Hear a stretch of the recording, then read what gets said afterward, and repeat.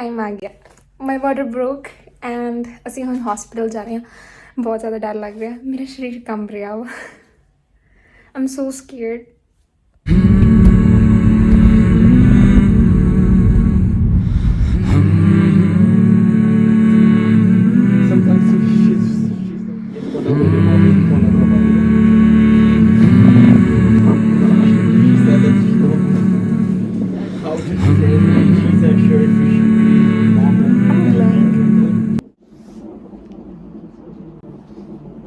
ਕਿੱਥੇ ਆ ਗਏ ਆਪਾਂ ਉੱਥੇ ਹੀ ਆ ਗਏ ਜਿੱਥੇ ਆਪਣਾ ਆਉਣ ਦਾ ਪੂਰਾ ਹੱਕ ਸੀ। Finally we're having baby. ਗਲੋ ਚੈੱਕ ਕਰੋ, ਕਿੰਨਾ ਗਲੋ ਆ ਕੁੜੀ ਦੇ ਮੂੰਹ ਤੇ। ਹਾਏ ਨਹੀਂ ਮੈਂ ਮਰ ਜਾ। ਸੋ ਫਾਈਨਲੀ ਸਾਡਾ ਬੇਬੀ ਆ ਰਿਹਾ ਵਾ and we are so excited. And ਮੇਰੀ ਜੇ ਕੰਟਰੈਕਸ਼ਨਸ ਨਹੀਂ ਸਟਾਰਟ ਹੋਣੀਆਂ ਤਾਂ ਇਹਨਾਂ ਨੇ ਮੈਨੂੰ 3 ਘੰਟੇ ਦੇ ਵਿੱਚ ਇੰਡਕਸ਼ਨ ਸਟਾਰਟ ਕਰਨਗੇ ਮੇਰੀ। ਹੋਪ ਸੋ ਸਭ ਕੁਝ ਠੀਕ ਹੋਵੇ, ਵਾਹਿਗੁਰੂ ਮੇਹਰ ਕਰੇ। ਐਂਡ ਯਾ ਆਮ ਸੋ ਨਰਵਸ। ਸੋ 6:30 ਵੱਜ ਚੁੱਕੇ ਨੇ। ਤੁਸੀਂ ਇੱਦਾਂ ਕਾਹਤੋਂ ਝਾਕਦੇ ਹੋ, ਮੈਨੂੰ ਸੰਗ ਆ ਜਾਂਦੇ। ਇਹ ਬੰਦਾ ਨਹੀਂ ਮੈਨੂੰ ਵਲੌਗ ਬਣਾਉਣ ਦਿੰਦਾ। ਮੈਂ ਕਿੰਨੀ ਸੋਹਣੀ ਲੱਗਦੀ ਮੈਨੂੰ। ਇੱਕ ਬੜਾ ਇਨਸੇਨ, ਇੱਕ ਖੁਸ਼ਮਿਜ਼ਾਜ ਹੈਪੀ ਕੁੜੀ ਨੂੰ ਦੇਖ ਲਓ, ਕਿਉਂਕਿ ਇਸ ਤੋਂ ਬਾਅਦ ਮੇਰੇ ਲੇਬਰ ਸਟਾਰਟ ਹੋਣੀ ਹੈ, ਕਿਉਂਕਿ ਮੇਰੇ ਹੁਣ ਇੰਡਕਸ਼ਨ ਵਾਲਾ ਕੈਪਸੂਲ ਇਨਸਰਟ ਕਰਤਾ ਵਾ and I am so scared. ਅਤੇ ਵਾਹਿਗੁਰੂ ਮਿਹਰ ਕਰੇ।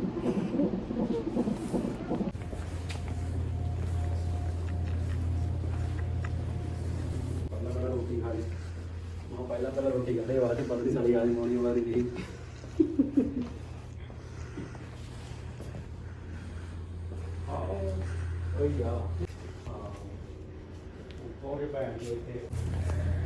ਸੋ ਸਟਿਲ ਮੇਰੀ ਕੋਈ ਵੀ ਪੇਨ ਨਹੀਂ ਸਟਾਰਟ ਹੋਏਗੀ। ਵੇਟ ਕਰ ਰਹੇ ਹਾਂ, ਗੇੜੇ ਕੱਟ ਰਹੇ ਹਾਂ, 2 ਘੰਟੇ ਵੇਟ ਕਰਾਂਗੇ। ਕਿਆ ਹੋਇਆ ਵਾ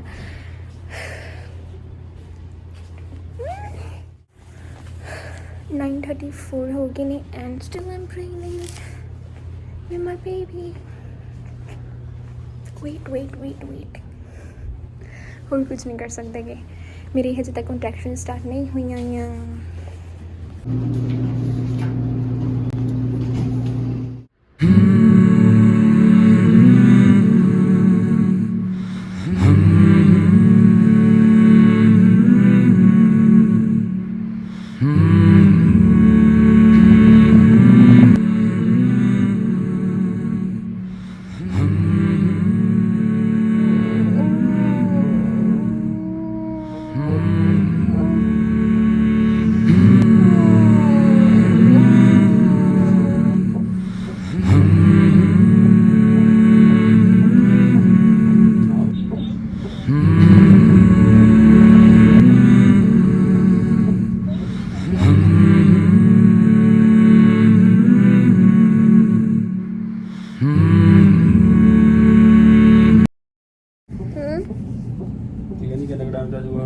ਕੀ ਬੇਬੀ ਡਿਪੈਂਡ ਕਰਦਾ।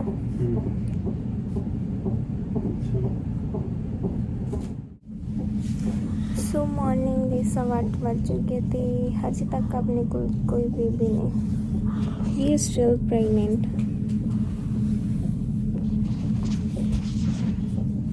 And this person is ਲੇਇੰਗ over that.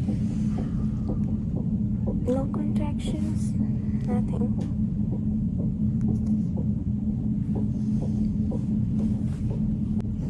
ਆਪਾਂ ਆਪਣੀ ਜਗ੍ਹਾ 'ਤੇ ਜਿੱਥੇ ਹੁਣ ਲੇਬਰ ਐਂਡ ਡਿਲੀਵਰੀ ਹੋਣੀ। ਹਾਂਜੀ ਸਾਰਿਆਂ ਨੂੰ ਪਿਆਰ ਭਰੀ ਸਤਿ ਸ਼੍ਰੀ ਅਕਾਲ। ਹੋਪ ਸੋ ਸਾਰੇ ਵਧੀਆ ਹੋਵੋਗੇ ਅਤੇ ਸੇਫ ਹੋਵੋਗੇ। ਸੋ ਮਿਸਟਰ ਮਿਸਿਸ ਹਰਮਨ ਢਿੱਲੋਂ YouTube ਚੈਨਲ 'ਤੇ ਤੁਹਾਡਾ ਬਹੁਤ ਸਾਰਾ ਵੈਲਕਮ। ਸੋ ਹਜੇ ਤੱਕ ਜਿਹੜੀਆਂ ਤੁਸੀਂ ਕਲਿੱਪਸ ਦੇਖੀਆਂ ਉਹ ਮੇਰੀਆਂ ਉਦੋਂ ਤੱਕ ਦੀਆਂ ਨੇ ਜਦੋਂ ਤੱਕ ਮੈਂ ਠੀਕ ਸੀਗੀ। ਉਸ ਤੋਂ ਬਾਅਦ ਮੇਰੇ ਕੰਟਰੈਕਸ਼ਨ ਸਟਾਰਟ ਹੋ ਗਈਆਂ। ਕੀ ਹੋਇਆ ਉਹ ਮੈਂ ਦੱਸਦੀ ਹਾਂ। ਇਸ ਤੋਂ ਬਾਅਦ ਕੀ ਹੋਇਆ ਕਿ ਮੇਰੇ ਕੋਲ ਮੇਰੀ ਹਾਲਤ ਇੰਨੀ ਜ਼ਿਆਦਾ ਬੁਰੀ ਹੋ ਗਈ ਸੀ ਕਿ ਟਾਈਮ ਜ਼ਰੂਰ ਸੀਗਾ, ਬਟ ਮੇਰੀ ਹੈਲਥ ਇੱਦਾਂ ਦੀ ਹੈ ਨਹੀਂ ਸੀ ਅਤੇ ਸਾਰੇ ਵੀ ਘਬਰਾਏ ਹੋਏ ਸੀ, ਸਾਰੇ ਡਰ ਗਏ ਸੀਗੇ ਕਿ ਕੀ ਹੋ ਗਿਆ ਇੱਕਦਮ, ਅਤੇ ਕਿਸੇ ਕੋਲ ਟਾਈਮ ਨਹੀਂ ਲੱਗਿਆ ਹੈਗਾ ਕੋਈ ਵੀ ਸ਼ੂਟ ਕਰਨ ਦਾ। ਸੋ ਮੇਰੇ ਵੈਲੈਂਟਾਈਨ ਡੇ ਵਾਲੇ ਦਿਨ ਜਿਸ ਦਿਨ ਮੇਰੀ ਡਿਊ ਡੇਟ ਸੀ, ਮੇਰਾ ਵਾਟਰ ਬ੍ਰੋਕ ਹੋਇਆ ਐਂਡ ਅਸੀਂ ਹੌਸਪੀਟਲ ਚਲੇ ਗਏ। ਵਾਟਰ ਬ੍ਰੋਕ ਮੇਰਾ 3 ਵਾਰ ਹੋਇਆ ਸੀਗਾ, ਇੱਕ ਵਾਰ ਮੇਰਾ ਘਰ ਹੋਇਆ, ਇੱਕ ਵਾਰ ਟ੍ਰਿਆਜ਼ ਵਿੱਚ ਹੌਸਪੀਟਲ, ਐਂਡ ਇੱਕ ਵਾਰ ਜਦੋਂ ਮੇਰੀ ਡਿਲੀਵਰੀ ਹੋਣੀ ਸੀ ਉਸ ਤੋਂ ਪਹਿਲਾਂ ਉਹਨਾਂ ਨੇ ਆਪ ਵਾਟਰ ਬ੍ਰੋਕ ਕੀਤਾ ਸੀ, ਕਿਉਂਕਿ ਮੇਰਾ ਇੱਕ ਸੈਕ ਸੀ ਜੋ ਫੁੱਲ ਹੋਣ ਲੱਗ ਗਿਆ ਸੀ। ਫਿਰ ਮੇਰਾ ਵਾਟਰ ਬ੍ਰੋਕ ਹੋਇਆ ਅਤੇ ਅਸੀਂ ਹੌਸਪੀਟਲ ਗਏ। ਹੌਸਪੀਟਲ ਜਾ ਕੇ ਉਹਨਾਂ ਨੇ ਮੇਰਾ ਚੈੱਕਅਪ ਕੀਤਾ ਅਤੇ ਉਹ ਕਹਿੰਦੇ ਕਿ ਕੰਟਰੈਕਸ਼ਨ ਸਟਾਰਟ ਹੋਣੀ ਚਾਹੀਦੀ। ਕੁਝ ਥੋੜ੍ਹਾ ਟਾਈਮ ਵੇਟ ਕੀਤਾ ਅਤੇ ਸਟਾਰਟ ਨਹੀਂ ਹੋਈਆਂ। ਫਿਰ ਉਹਨਾਂ ਨੇ ਮੇਰੇ ਇੱਕ ਇੰਡਕਸ਼ਨ ਲਈ ਕੈਪਸੂਲ ਹੁੰਦਾ ਵਾ, ਉਹਨਾਂ ਨੇ ਉਹ ਇਨਸਰਟ ਕੀਤਾ ਅਤੇ ਮੈਨੂੰ ਕਹਿੰਦੇ ਕਿ ਤੂੰ 2 ਘੰਟੇ ਵਾਕ ਕਰਕੇ ਆ। ਸੋ ਮੈਂ 2 ਘੰਟੇ ਵਾਕ ਕੀਤੀ, ਜੋ ਤੁਸੀਂ ਕਲਿੱਪਸ ਵਿੱਚ ਦੇਖੀ।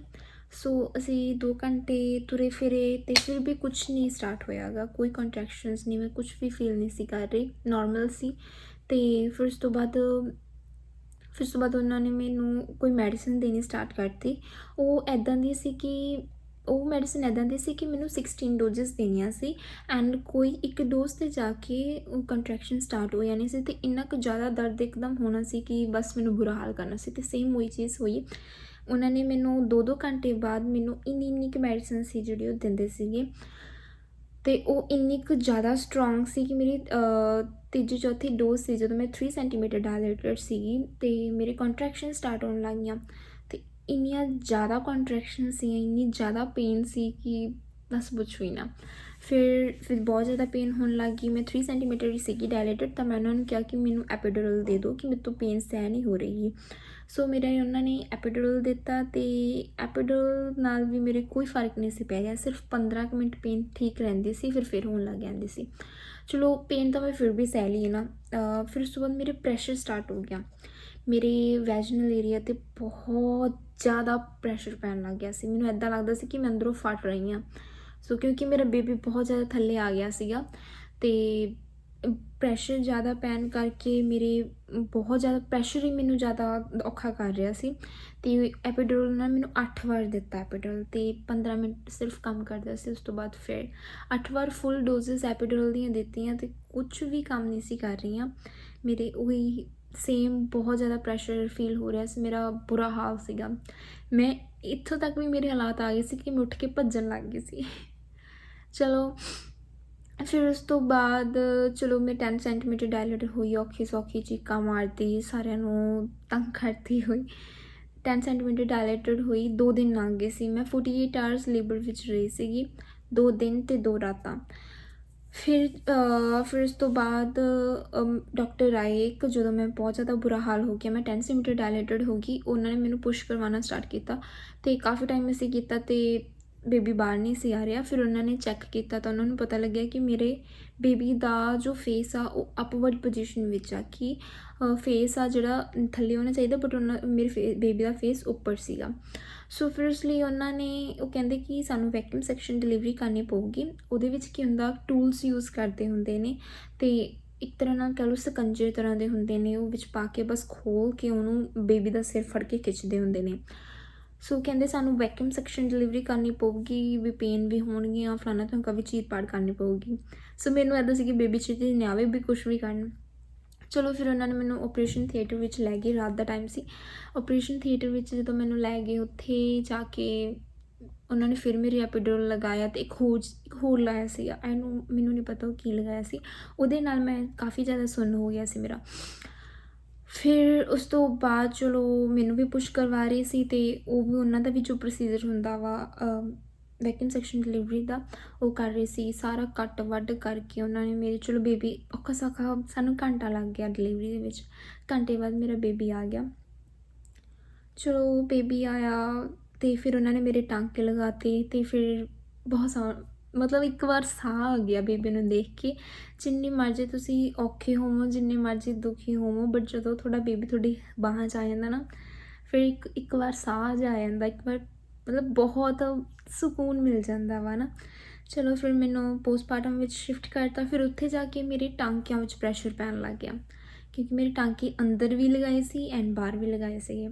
ਸੋ ਟਾਂਕਿਆਂ 'ਚ ਪ੍ਰੈਸ਼ਰ ਪੈਣ ਲੱਗ ਗਿਆ, ਮੇਰੇ ਤੋਂ ਪਿਆ ਨਹੀਂ ਸੀ ਜਾ ਰਿਹਾ, ਬੈਠਿਆ ਨਹੀਂ ਸੀ ਜਾ ਰਿਹਾ, ਅਤੇ ਖੜਨਾ ਤਾਂ ਸੋਚੋਂ ਹੀ ਪਾਰ ਆ। ਤੇ ਮਤਲਬ ਵੀ ਬਹੁਤ ਜ਼ਿਆਦਾ ਉੱਥੇ ਵੀ ਫਿਰ ਪ੍ਰੈਸ਼ਰ ਪੈਣ ਲੱਗ ਗਿਆ। ਫਿਰ ਉਹਨਾਂ ਨੇ ਫਿਰ ਮੇਰੇ ਐਪੀਡਿਊਰਲ ਲਗਾਇਆ, ਫਿਰ ਮੈਨੂੰ ਸੇਮ ਮੈਡੀਸਿਨਸ ਦਿੱਤੀਆਂ, ਬਹੁਤ ਸਟਰੋਂਗ ਮੈਡੀਸਨ। ਚਲੋ ਫਿਰ ਪ੍ਰੈਸ਼ਰ ਠੀਕ ਹੋ ਗਿਆ ਮੇਰੇ, ਬਟ ਮੈਂ ਫਿਰ ਵੀ ਔਖੀ ਰਹੀ ਕਿਉਂਕਿ ਮੈਨੂੰ ਬਹਿਣਾ ਪੈਣਾ ਔਖਾ ਬਹੁਤ ਲੱਗ ਰਿਹਾ ਸੀ।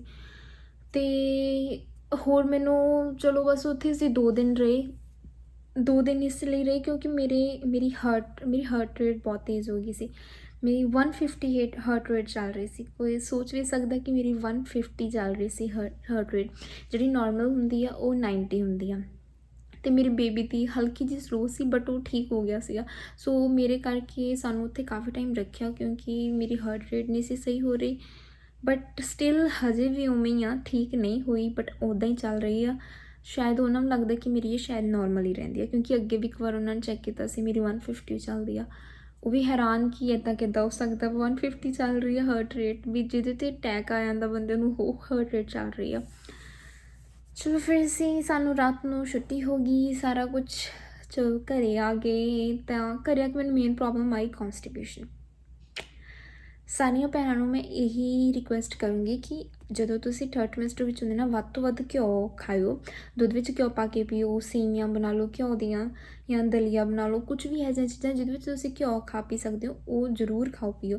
ਕਿਉਂਕਿ ਘਿਓ ਨਾਲ ਤਾਂ ਇੱਕ ਨਾੜਾਂ ਨੂੰ ਕਲਾਸ ਆ ਜਾਂਦਾ, ਅਤੇ ਇੱਕ ਘਿਓ ਨਾਲ ਆਉਂਦਾ ਵਾ ਕਿ ਆਪਣੇ ਡਿਲੀਵਰੀ ਬਹੁਤ ਸੌਖੀ ਹੁੰਦੀ ਹੈ। ਮੇਰੀ ਵੀ ਸੌਖੀ ਹੋ ਜਾਣੀ ਸੀ, ਬਸ ਇੱਕ ਬੇਬੀ ਦਾ ਫੇਸ ਕਰਕੇ ਸਾਨੂੰ ਔਖਾ ਹੋ ਗਿਆ। ਅਤੇ ਇੱਕ ਤੁਹਾਨੂੰ ਕੌਨਸਟੀਪੇਸ਼ਨ ਨਹੀਂ ਹੋਊਗੀ। ਮੈਨੂੰ ਕੌਨਸਟੀਪੇਸ਼ਨ ਰਹੀ ਆ ਟਾਂਕਿਆਂ ਦੇ ਵਿੱਚ। ਅਗਰ ਤੁਹਾਡੇ ਸਟਿਚਸ ਲੱਗੇ ਹੋਏ ਆ, ਸਟਿਚਸ ਦੇ ਵਿੱਚ ਕੌਨਸਟੀਪੇਸ਼ਨ ਇਜ਼ ਹੈਲ।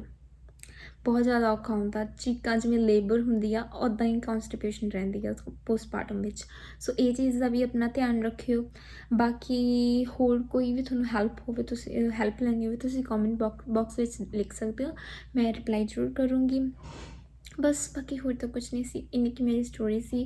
ਮਤਲਬ ਇਹ ਬਹੁਤ ਔਖੀ ਰਹੀ ਹਾਂ ਮੈਂ, ਬਟ ਫਿਰ ਵੀ ਮੇਰਾ ਬੇਬੀ ਰੱਬ ਦੀ ਮਿਹਰ ਨਾਲ ਤੰਦਰੁਸਤ ਹੋਇਆ, ਹੈਲਦੀ ਹੋਇਆ, ਕੋਈ ਪ੍ਰੋਬਲਮ ਨਹੀਂ, ਬਹੁਤ ਸੋਹਣਾ ਸੁਨੱਖਾ ਹੋਇਆ। I am so happy. ਸੋ ਯਾ ਮੈਂ ਬਹੁਤ ਖੁਸ਼ ਹਾਂ। And thank you so much ਤੁਹਾਡਾ ਸਾਰਿਆਂ ਦਾ, ਜਿਹੜੇ ਫੋਲੋ ਕਰਦੇ ਨੇ ਮੈਨੂੰ, ਜਿਹੜੇ ਮੈਨੂੰ ਸਪੋਰਟ ਕਰਦੇ ਨੇ। Thank you so much. ਤੁਸੀਂ ਇੱਥੇ YouTube 'ਤੇ ਵੀ ਮੈਨੂੰ ਸਬਸਕ੍ਰਾਈਬ ਕਰ ਲਿਓ। ਅੱਗੇ ਮੈਂ ਕੋਸ਼ਿਸ਼ ਕਰੂੰਗੀ ਕਿ ਟਾਈਮ ਕੱਢ ਕੇ ਮੈਂ ਵਲੌਗ ਜ਼ਰੂਰ ਪੋਸਟ ਕਰਿਆ ਕਰਾਂ।